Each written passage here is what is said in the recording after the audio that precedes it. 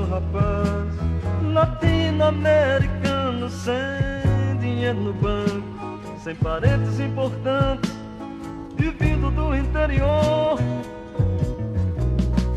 Mas trago de cabeça uma canção do rádio em que um antigo compositor, um baiano, me dizia: tudo é divino, tudo é maravilhoso. Mas trago de cabeça uma canção do rádio em que um antigo compositor, um baiano, me dizia: tudo é divino, tudo é maravilhoso.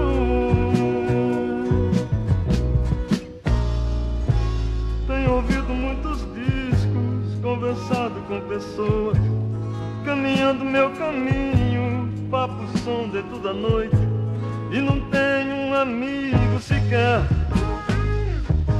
que ainda acredite nisso. Não, tudo muda, e com toda razão.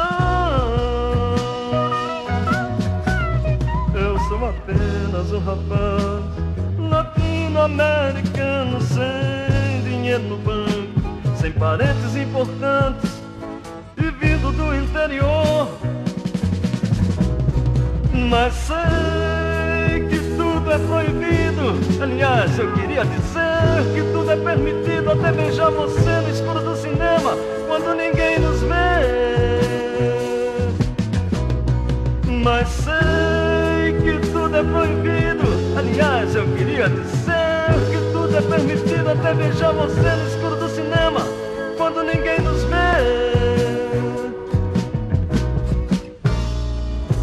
Não me peça que eu lhe faça uma canção como se deve, correta, branca, suave, muito limpa, muito leve. Sons, palavras, são navalhas, e eu não posso cantar como convém, sem querer ferir ninguém. Mas não se preocupe, meu amigo, com os horrores que eu lhe digo. Isto é somente uma canção. A vida realmente é diferente, quer dizer, a vida é muito pior.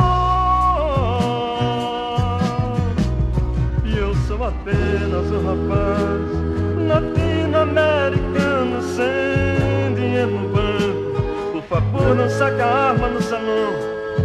Eu sou